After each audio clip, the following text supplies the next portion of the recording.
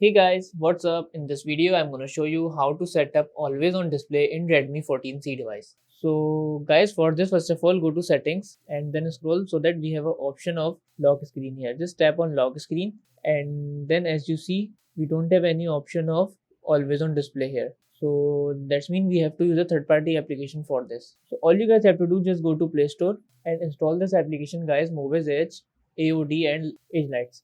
So just install this application and click to open. So now in this section guys, when you open the application, you have to give all the permission and allow all the permission first. So after that guys, we have a lot of always on display here. Like I am selecting this one and click apply.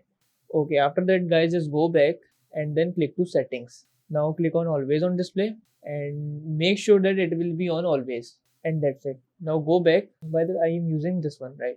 Click apply and then click to cancel. Now click to settings and then go to always on display. Make sure that guys, it is set to always, and that's it.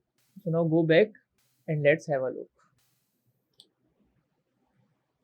So as you see, this is how we can set up always on display in Redmi 14C device. So that's it about the video. If this video helped you guys, kindly like the video and follow us for more tips and tricks. See you guys in next video. Take care.